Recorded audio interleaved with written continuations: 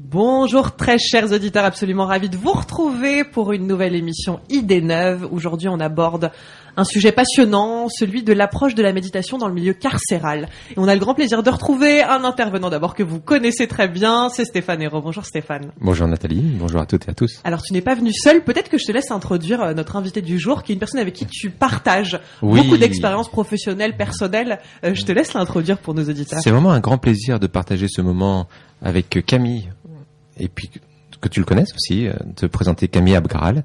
Alors Camille Abgral, c'est un ami avant tout, qui a fait un séminaire qui s'appelle l'Art du Bonheur, que j'enseignais à Paris. Il était tout jeune, il sortait de ses études, et c'est vrai qu'il s'est engagé énormément au sein de notre fondation, parce que ça a résonné vraiment avec son chemin de vie, avec ce qu'il avait envie de faire. Et il a commencé à faire le programme jeune qu'on appelle le Youth Leadership Training Program, on l'appelle le Yes We Can en Allemagne. Et à partir de là, il a fait toute la formation de professeur de l'art de vivre. Donc, il est formateur aussi de ces programmes Art du Bonheur. Et en plus, il s'occupe de toute la partie Ayurveda en France. Et il fait pas mal de tournées en France avec un ami aussi, un ami docteur indien qui s'appelle Kiran. Donc Camille, il est très engagé. Et en plus de cela, il a tellement de flèches plutôt à son arc. Camille aussi s'occupe, tout comme moi et comme d'autres amis professeurs en France, de la formation des professeurs. Et surtout en prison. Donc ça, c'est ça qui est très intéressant. On forme l'art du bonheur, les techniques du Sudarshan Kriya en prison. Et Camille fait partie de cette équipe. Bonjour Camille. Bonjour Nathalie. Alors, moi j'ai envie, avant qu'on rentre un petit peu dans le vif du sujet, que tu nous racontes un peu ton parcours. Stéphane nous confiait que quand tu es sorti des études, tu as rencontré tous ces outils. Est-ce que dans ton enfance, tu te sentais déjà relié à quelque chose de plus grand ? Explique-nous, est-ce que tu as été un enfant peut-être un peu différent des autres ? Non, pas spécialement, mais par contre, j'ai toujours été attiré par l'Inde. C'est-à-dire à un très jeune âge, peut-être même vers 15 ou 16 ans, j'avais envie d'aller en Inde et je savais pas du tout pourquoi en fait. J'étais attiré comme ça par l'Inde et vers 22 ans, je suis parti là-bas. C'est-à-dire, j'ai pris un billet d'avion sans connaître personne sur place. J'ai juste pris un billet. Je me suis dit, il faut que j'aille là-bas. J'ai pris un sac à dos et c'était parti quoi. Le visa et tac, je suis parti en Inde. Donc j'y suis retourné plusieurs fois comme ça. Et ensuite, j'ai rencontré la fondation Art of Living à travers Stéphane, ici à Paris. Et maintenant, aujourd'hui, je comprends que je cherchais ça, en fait. Je cherchais vraiment la spiritualité et le fondateur, c'est-à-dire Sri Sri Ravi Shankar, avec tout son enseignement. C'était ça que j'allais chercher en Inde, en fait. C'était vraiment l'appel. Ça, j'avais un appel comme ça vers ce pays. Et justement, de commencer à te former, qu'est-ce que ça t'a apporté ? En quoi ta vie a changé quand tu as reçu cette formation, que ce soit en méditation, en Sudarshan Kriya, que tu t'es mis peut-être à respirer, à vivre en pleine conscience ?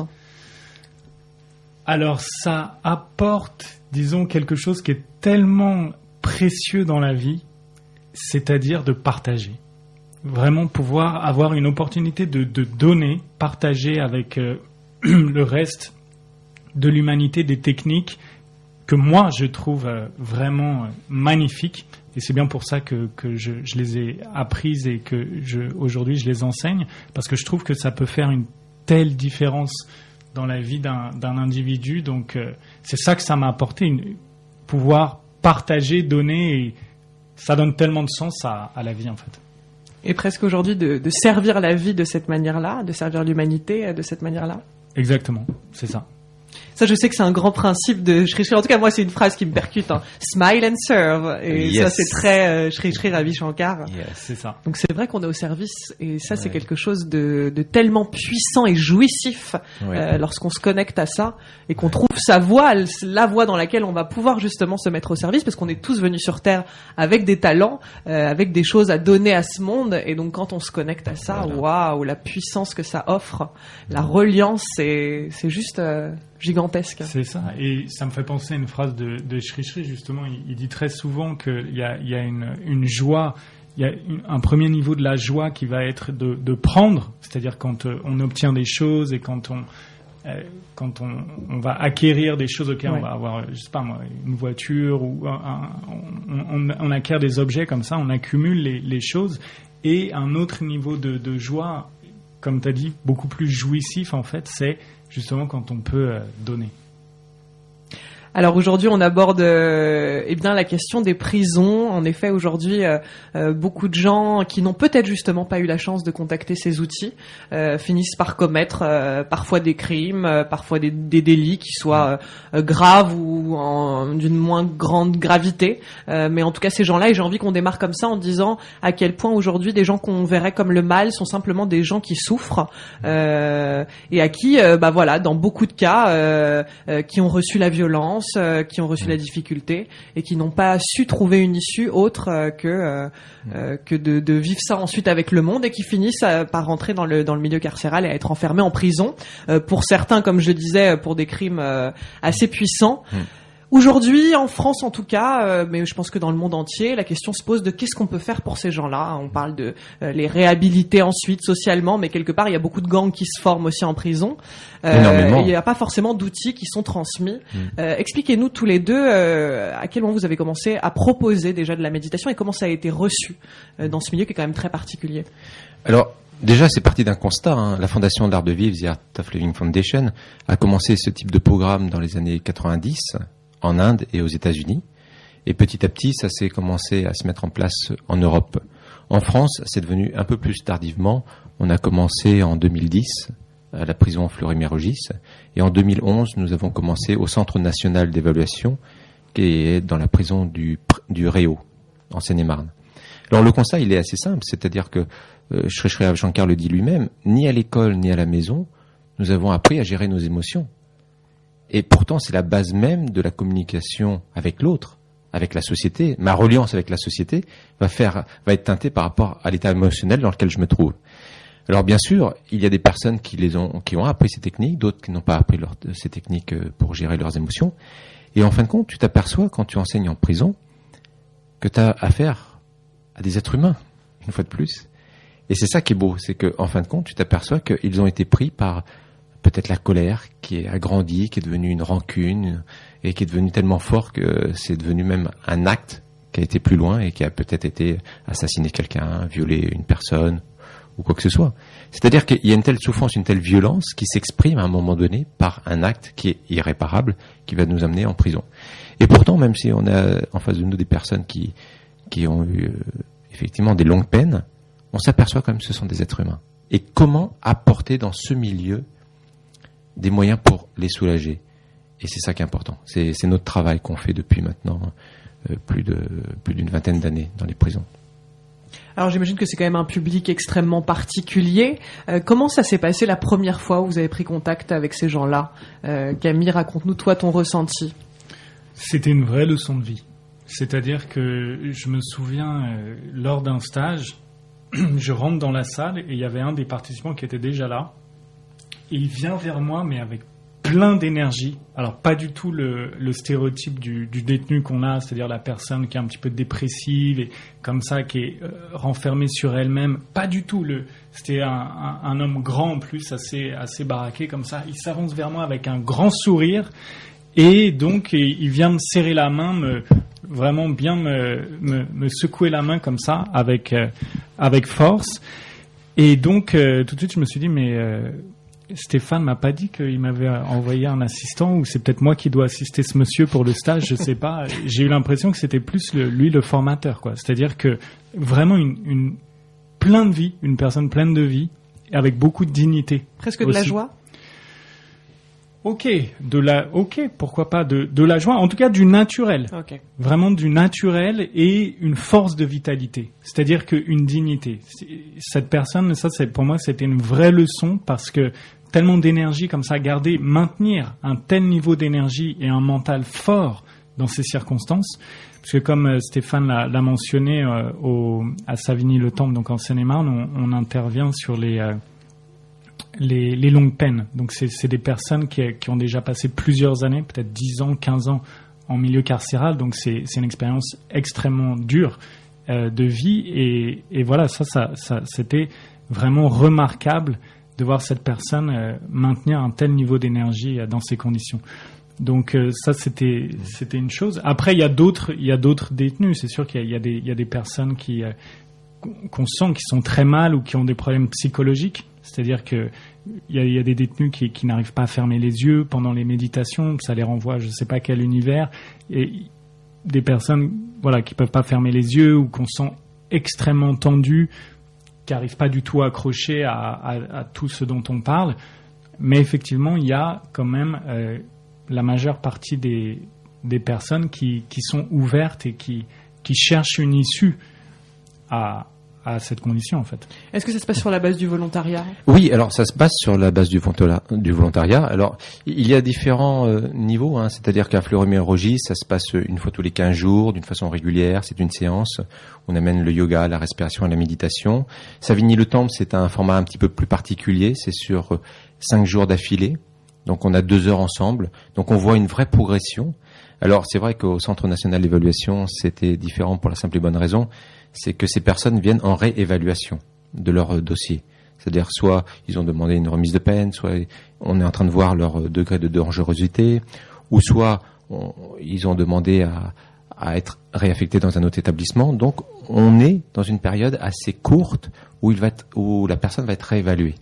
Donc c'est à ce moment-là, psychologiquement, c'est dur pour la personne parce que tout remonte. Ils reviennent dans les faits, dans ce qui s'est passé. Donc, on voit au fur et à mesure de ces jours passés comment une personne, au départ, renfermée, effectivement, recroquevillée sur elle-même, petit à petit, avec la respiration, les techniques qu'on enseigne, la méditation, elle va commencer à se réouvrir. Et surtout, les bénéfices, il y a des personnes qui viennent me dire, mais Stéphane, Camille a vécu la même chose, et puis même nos autres collègues, c'est impressionnant, c'est la première fois depuis 10 ans que j'arrive à dormir. Et ça, c'est un cadeau. Imaginez que ça fait 10 ans que vous n'arrivez plus à dormir, que vous tournez en rond avec ce que vous avez fait, avec la rancune, l'amertume. Donc là, c'est très important de prendre conscience que retrouver un sommeil, c'est déjà une porte vers l'évasion. On s'évade d'une autre façon. Bien sûr. Ensuite, il y a beaucoup de personnes qui viennent nous dire, écoute, tu vois, avec tout ce que tu nous as appris ces jours-ci, j'ai vraiment fait une introspection et je me rends compte que la personne qui a le pouvoir de changer les choses, c'est moi-même. Je peux encore changer quelque chose. Bien sûr, pas dans la peine, pas dans ce que j'ai fait, ou pas dans les années qui me restent à vivre. Mais par contre, là où je peux faire un changement, c'est dans mon attitude d'ici et maintenant, vis-à-vis des gardes, vis-à-vis des autres co-détenus. Et là, il y a tout un changement. Moins d'agressivité, moins d'énervement. C'est ça qui est beau de voir aussi, tous ces changements qui peuvent se produire. Et pourtant, c'est pas énorme, c'est 5 jours ensemble. Oui, mais finalement, ça leur redonne une responsabilité. Et donc, forcément, par cette responsabilité, un levier d'action pour agir. Et puis, je pense que beaucoup de ces détenus, peut-être tant qu'ils sont dans la prison, ça a sûrement quelque chose de sécurisant, je mets tout ça entre guillemets, mais sortir de la prison peut être très effrayant pour certains, qui là tout d'un coup recevaient un cadre et qui repartent et ils n'ont pas forcément des outils. Là, c'est l'idée aussi de leur transmettre des choses avec lesquelles ils vont repartir. Oui, c'est pas tout à fait sécurisant une prison, c'est sûr, parce qu'il y a une vraie vie au sein de la prison. Il y a une cité dans la cité, ça c'est vraiment le cas de le dire, avec ses propres règles, ses propres lois. Donc c'est pas très sécurisant, mais par contre, à la fois, ce qui est pas non plus sécurisant, c'est de savoir qu'on va sortir. Et lorsqu'on a passé 15 ans, 20 ans dans un système carcéral, là c'est vraiment de l'inconnu. Parce qu'on retrouvera plus la société qu'on a connue, plus les personnes qu'on a connues. Donc là c'est vraiment un autre monde. Et c'est vrai que l'anxiété qu'ils ont par rapport à cette phase-là est énorme. Donc tout le travail de respiration, de méditation et aussi des clés pour apprendre à mieux vivre aide énormément ces personnes. Et c'est nécessaire parce que on prépare la sortie. Mais de toute façon, est-ce que ce serait pas la vraie solution ? Parce qu'on parle de beaucoup de ces prisonniers qui ressortent et qui sont dans une forme de récidive, qui recommencent. Et je pense que c'est peut-être en ça que le monde extérieur leur fait peur. Imaginons un homme qui ne peut pas s'empêcher d'avoir une pulsion et de violer des femmes. Imaginons, quand il ressort, s'il n'a pas trouvé le moyen de comprendre, de libérer. Alors la méditation est un premier pas, mais je pense qu'on pourrait en faire bien d'autres. Mais c'est déjà un immense premier pas qui lui permet de retrouver peut-être un apaisement intérieur, de libérer. Une fois, tu m'avais décrit un prisonnier que tu avais accompagné qui sentait une boule dans le ventre depuis toujours, énorme, qui le bouffait. Et sentir cette boule justement se dissiper petit à petit. C'est extrêmement fort. C'est ça la force du programme, effectivement, qu'on mène, parce que ça permet de dissoudre les tensions apaiser l'anxiété, faire en fait simplement ramener les gens à eux-mêmes. Il y a un détenu qui a fait le stage, donc lui il vient d'Irlande, et il disait cette chose, il disait en fait la dernière personne qu'on pense rencontrer en prison, c'est soi-même. C'est vraiment la dernière personne à qui on pense qu'on va rencontrer, et à travers ce stage, ça avait été son expérience, et c'est l'expérience de plein de détenus, c'est-à-dire que on les ramène à eux-mêmes, à leur capacité, en fait, la richesse intérieure. C'est-à-dire qu'ils reviennent au calme, à l'apaisement intérieur, aussi au pardon. Parce qu'il y a beaucoup de détenus, ils vont se retrouver 20 ans incarcérés pour une action, un acte qui a peut-être duré 1 minute. Enfin, je ne sais pas combien de temps il faut pour assassiner une personne, mais c'est un fragment de seconde.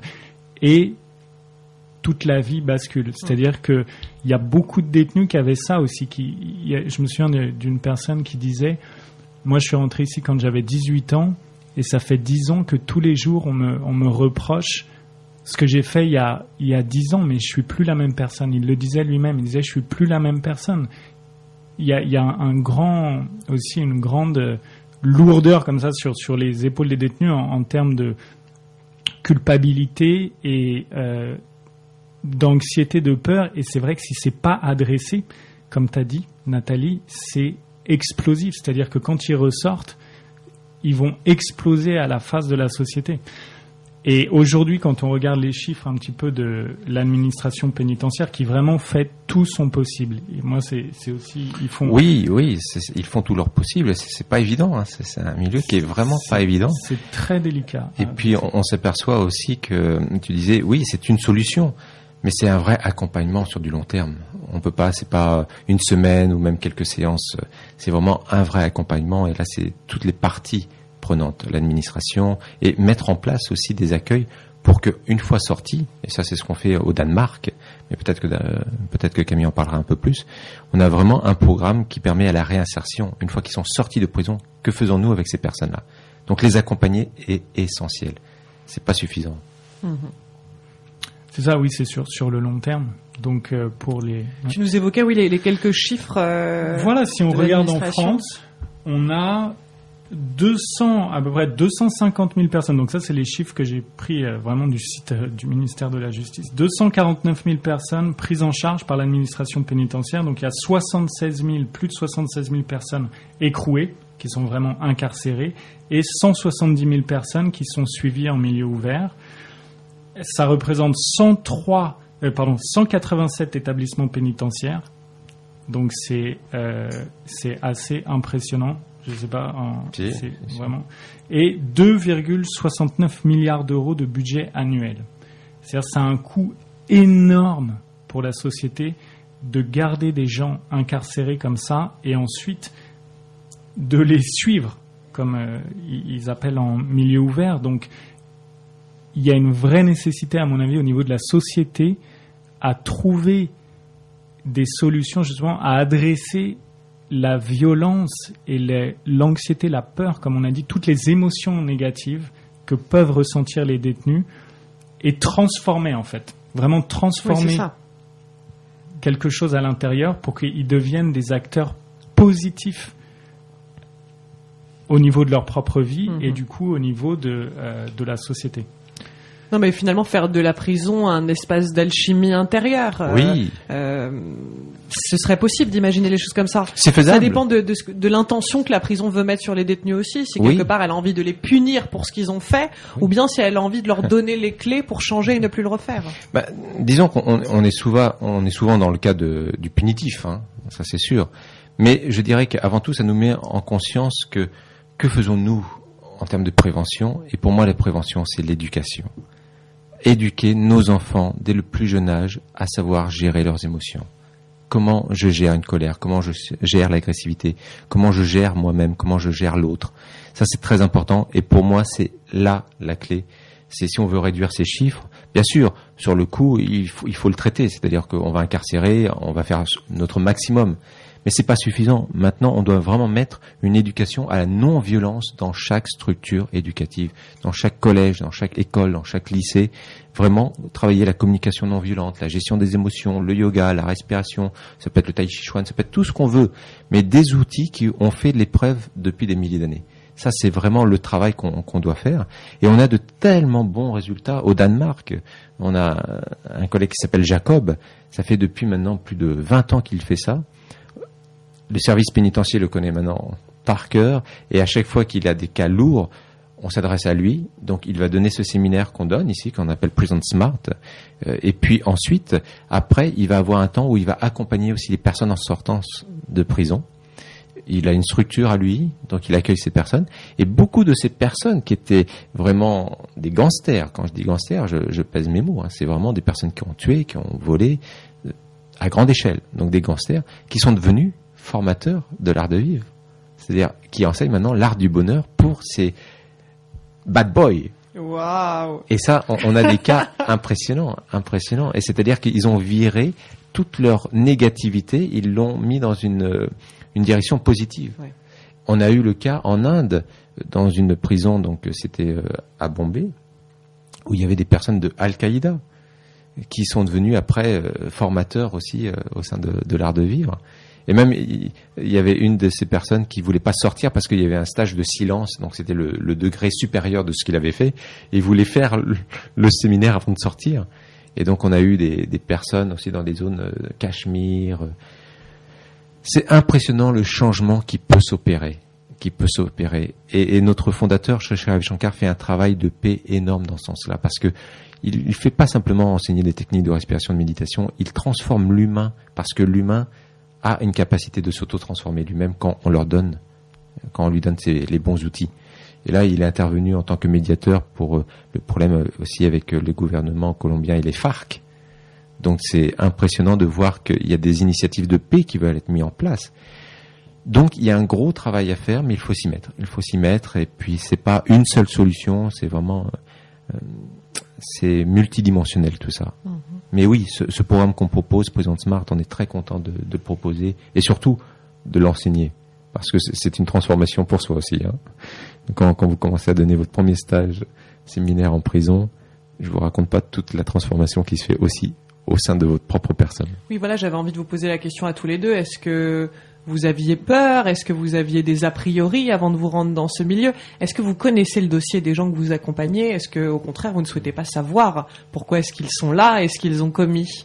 Comment on se place? Parce qu'on a toujours, évidemment, restons humbles, nous sommes humains, donc il y a des moments, on peut presque avoir cette idée de condamner. Si on imagine qu'il aurait pu tuer quelqu'un que l'on aime, forcément, ça peut tout d'un coup nous toucher. Alors, ce sont de très bonnes questions. En ce qui me concerne, après Camille pourra certainement partager lui aussi son expérience. Alors déjà, on n'a pas accès au dossier, on a accès simplement à un petit paragraphe qui nous donne les grandes lignes de ce qui les a amenés ici. Donc voilà, donc c'est très succinct, mais voilà, on part pas à l'inconnu non plus. Mais c'est vrai que la première fois que j'ai enseigné en prison, bon, c'était en plus en Côte d'Ivoire, à la Maca, c'était 8 personnes dans une cellule qui peut encore ne tenir que 2, donc c'était des conditions complètement différentes. Paradoxalement, on n'a pas peur. Paradoxalement, tu arrives avec des gens, mais tu as même en face de toi des personnes, tu as l'impression que ce sont des anges. Non, il n'y a pas eu de peur. Il n'y a pas eu de peur. Et surtout, quand tu as une personne qui vient à la fin du séminaire à te dire merci. Elle dit oui, merci, pourquoi? Merci de me considérer comme un être humain encore. Ça, c'est le cadeau. De ne pas se sentir jugé finalement. Ouais. Alors ça, par contre, oui, tu as tout à fait raison. Notre attention et notre esprit doit être vraiment pur. C'est-à-dire que j'y vais sans jugement. Il a fait un crime, il l'a commis, comme l'a dit très bien Camille. Ça a duré 2 secondes, 3 secondes, peut-être un peu plus. Même s'il y a eu toute une préparation à ça, ça s'est passé. Et les personnes ne sont peut-être plus là-dedans maintenant. Et c'est vrai que le non-jugement, c'est une pratique au quotidien dans ce milieu-là. Toi, Camille? Disons, moi, j'ai pas regardé les dossiers, effectivement. Enfin, j'ai pas lu ça parce que c'est vrai que je voulais pas que ça influence aussi, parce que le mental fonctionne comme ça. C'est-à-dire, si on sait ce que la personne a fait, tac, il peut y avoir un flash là, quand on est en face. Une forme de transfert ou ouais. Voilà, c'est-à-dire y penser quand même que ce soit un petit peu omniprésent. Donc j'ai jamais regardé ça, mais effectivement le SPIP, donc service de probation de l'administration pénitentiaire, nous a dit clairement c'était les longues peines. Donc on sait que ce sont des criminels et des personnes qui ont violé, etc. Donc c'est des cas très très lourds. Voilà, moi j'ai pas regardé spécialement ça, et j'y allais vraiment avec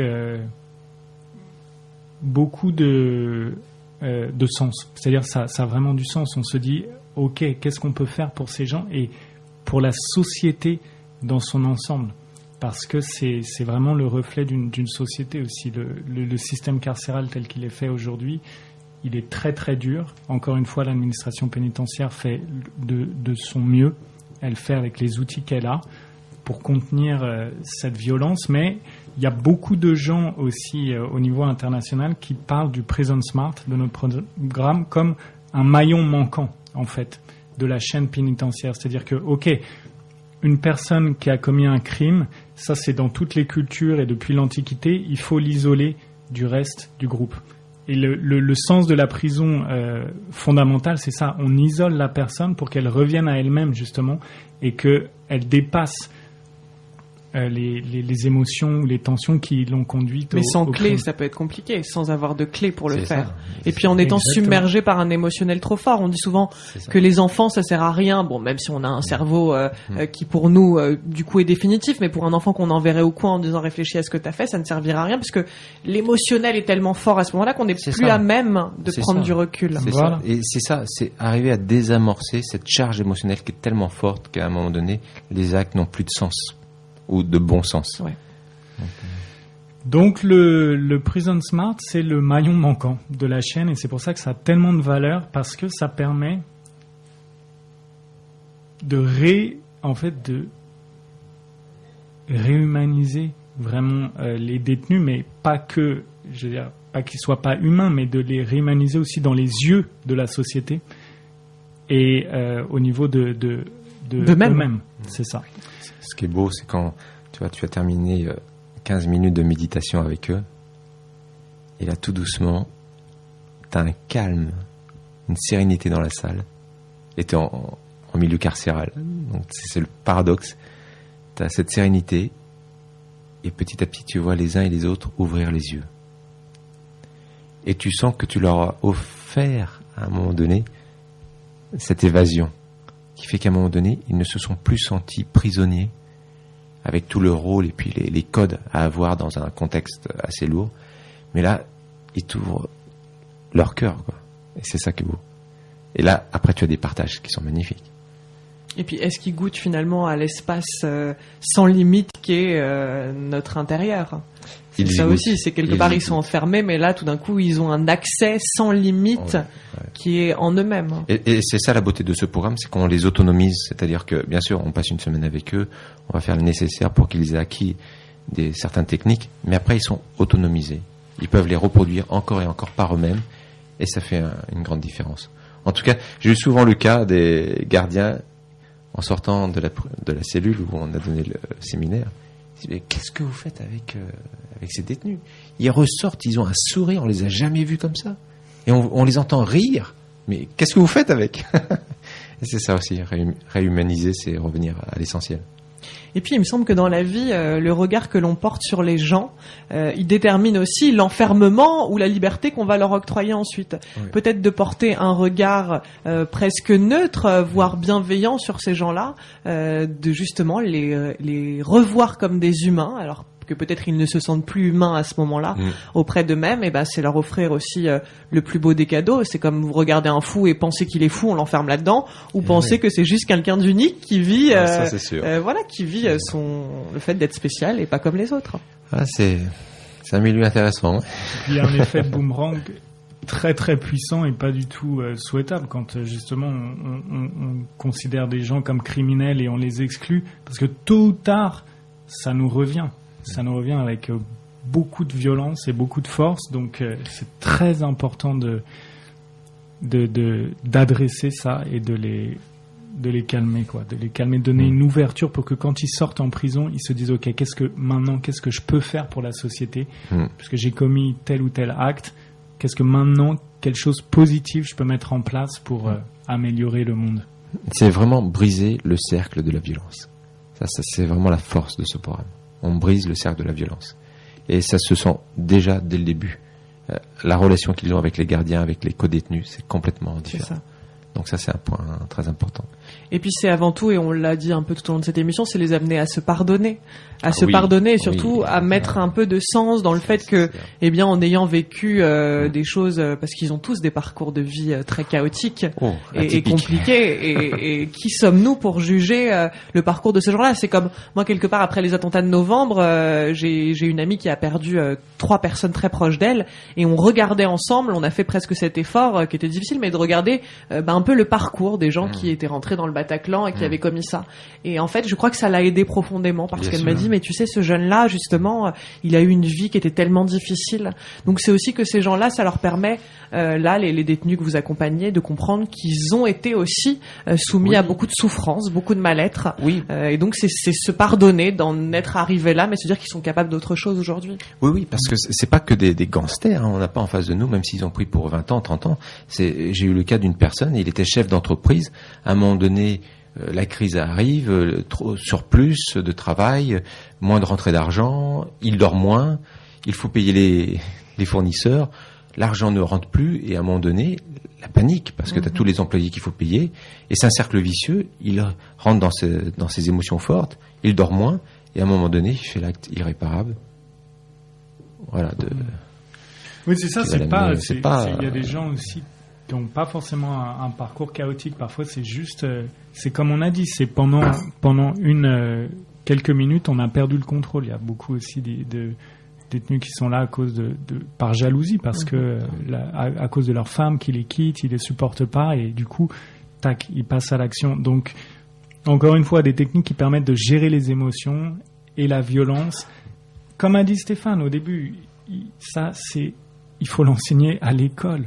Ça fait partie vraiment des choses fondamentales qu'on doit apprendre dans une société, comment gérer ces émotions négatives pour que ce soit tenable. Parce qu'aujourd'hui, ça craque de partout. Et l'administration pénitentiaire ne peut pas faire face. On voit déjà les coûts. Combien est-ce qu'on va mettre de prisons en plus, de maisons d'arrêt? C'est pas extensible à l'infini. Ça a un coût énorme. Plus tu crées d'espace, plus il se remplit. Donc, forcément... c'est pas la solution. Créons de l'espace extérieur entouré de jardins et de nature. Exactement. Pour enseigner à la majorité des gens déjà la méditation avant qu'ils se mettent. Et je trouve ça intéressant ce que vous disiez, parce que finalement, oui, je prends l'exemple extrême d'un enfant qui aurait pu vivre des choses abominables, mais en fait, il y a beaucoup de films qui nous rappellent ça ces derniers temps, sur juste parfois, le crime passionnel, celui qui est peut-être le fruit d'un burn-out, d'une fatigue tellement extrême, où on finit par commettre ça, et comme tu le disais très justement, Camille, ça dure en quelques secondes, la vie peut basculer. Et nombreux sont les supports, les bouquins qui évoquent ça aussi. Ça nous ramène aussi à l'humilité d'être humain, et parfois de se laisser dépasser par les choses et par nos émotions. Sauf évidemment si on a une boîte à outils dans laquelle on pioche chaque matin pour se sentir en alignement, pour être heureux, pour être bien avec soi. Donc mais je trouve que votre travail il est juste remarquable. Donc à la fois l'idée d'accompagner ces personnes qui sont, elles, pas dans la fatalité de ce qu'elles ont vécu, mais à qui il faut donner une nouvelle chance. Et puis toutes les personnes qui aujourd'hui s'intéressent à toutes ces questions de la méditation, du yoga, de la respiration, et qui commencent à transformer leur vie petit à petit. Je pense qu'on est sur la bonne voie. De toute façon, moi j'ai un optimisme sans faille. Mais c'est important, parce que l'humain a un fond qui est bon. Donc, faut continuer simplement. Alors, je sais pas, peut-être un petit mot pour conclure, Camille, si tu voulais rajouter quelque chose. Bien sûr, un grand merci à Stéphane, mon Stéphanou, grâce à qui j'ai découvert le stage ici à Paris. Donc ça, vraiment, du fond du cœur. Merci beaucoup. Et aussi à Shri Shri, évidemment, qui a amené tant de connaissances. Et c'est juste révolutionnaire, même s'il le fait très légèrement. Et c'est une vraie révolution. Et merci à toi, Nathalie, pour cette belle émission.